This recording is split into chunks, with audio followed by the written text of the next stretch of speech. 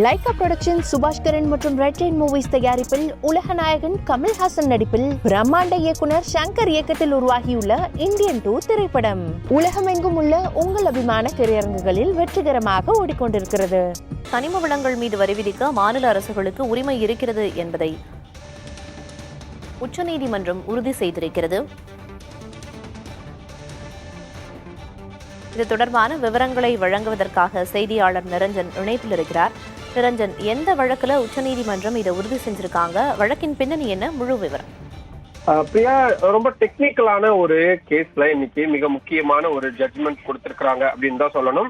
சுரங்கங்கள் மற்றும் கனிமங்கள் சட்டம் 1957 கீழே கனிம வளங்கள் மீதான வரி விதிப்பிற்கு மாநில அரசுக்கு உரிமை இருக்குதா இல்லையா, இந்த சட்டம் மாநில அரசுகளுடைய உரிமையை பறிக்கும் வகையில இருக்குதா அப்படின்றதுதான் உச்சநீதிமன்ற தலைமை நீதிபதி அடங்கிய 9 நீதிபதிகள் கொண்ட அரசியல் சாசன அமர்வு மிக விரிவான ஒரு வழக்கின் விசாரணையா நடத்தியிருந்தாங்க. இதுல கடந்த ஏப்ரல் மாதமே தீர்ப்பானது தேதி குறிப்பிடப்படாம, மார்ச் மாதம் தேதி குறிப்பிடப்படாம ஒத்திவைக்கப்பட்டிருந்த நிலையில இன்னைக்கு தீர்ப்பானது வழங்கப்பட்டிருக்குது.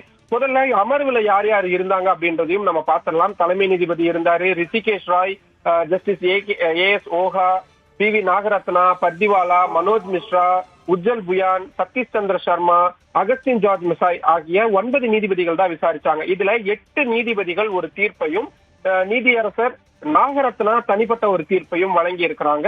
மெஜாரிட்டி தீர்ப்பு அப்படின்றது 8 நீதிபதிகள் கொண்ட தீர்ப்பு தான் வந்திருக்கு அப்படின்றத பார்க்க வேண்டியதா இருக்கு. சரி, முதல்ல தீர்ப்புடைய மிக முக்கியமான அம்சங்களை பார்த்துட வேண்டியதா இருக்கு. வரி விதிப்பு, குறிப்பா கனிம வளங்கள் அமைஞ்சிருக்கக்கூடிய அந்த இடம், அந்த லேண்ட்னு சொல்லப்படக்கூடிய அந்த பகுதி, அதே மாதிரி அதுக்கான ராயல்ட்டின்னு சொல்லுவாங்க. இந்த மாதிரியான விஷயங்களுக்கு வரி விதிக்கிறதுல யார் யாருக்கு அதிகாரம் இருக்கு? மத்திய அரசு என்ன சொன்னாங்க? இது என்ட்ரி 53ல லிஸ்ட் 4 படி பார்த்தா மத்திய அரசு கிட்ட தான் அந்த அதிகாரம் இருக்கு. ஏன்னா நாங்க தான் பகிர்ந்தளிக்கிறோம். ஒரு மாநிலத்துல கனிம வளங்கள் குறைவா இருக்கும், இன்னொரு மாநிலத்துல கனிம வளம் மிக அதிகமா இருக்கும். சமநிலையை மேம்படுத்துறதுக்கு அது மத்திய அரசு கிட்டேயே இருக்கணும். இது மத்திய அரசுடைய வாதம். சத்தீஸ்கர், ஜார்க்கண்ட் மாதிரியான மாநில அரசுகள் கனிம வளங்கள் நிறைய இருந்தாலும் கூட எங்க மாநிலங்கள் பின்தங்கியே இருக்கு, இன்னும் ஏழ்மை நிலையிலேயே இருக்கு. அதுக்கு காரணம் எங்களுடைய வளங்கள் மீதான வரி விதிப்பு எங்களுக்கு கிடைக்கிறது இல்லை, அதோடைய பலன்கள் முழுமையா எங்களுக்கு கிடைக்கிறது இல்லை அப்படின்ற விஷயங்களை மாநில அரசுகள் சொல்லியிருந்தாங்க.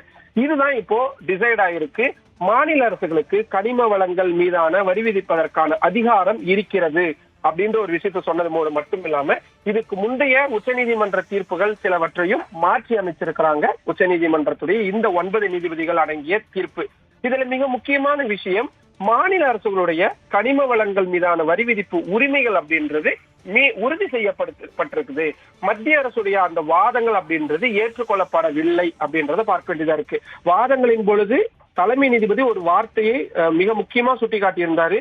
கனிம வளங்கள் மிக அதிகமாக இருந்தாலும் கூட நிறைய மாநிலங்கள் ஏழ்மை நிலைமையில இருக்கிறத ஒரு விதமான ஒரு பாரபட்சம் இருக்கிறத நாங்க பார்க்கிறோம் அப்படின்ற மாதிரியான விஷயங்களை சொல்லியிருந்தாரு. அந்த அடிப்படையிலேயே இப்ப தீர்ப்பும் வந்திருக்கு. ரொம்ப ஹைலி டெக்னிக்கலான தீர்ப்பு. இன்னும் நிறைய விஷயங்கள் அதுல இருக்கு. நம்ம தொடர்ந்து அடுத்தடுத்த செய்திகள்லயும் அதை நம்ம பார்க்கலாம். பிரியா, கனிம வளங்கள் மேல வரி விதிக்கிறதுக்கு மாநில அரசுகளுக்கு உரிமை இருக்கிறது அப்படிங்கிற முக்கியமான விஷயத்தை உச்சநீதிமன்றம் உறுதி செஞ்சிருக்கு.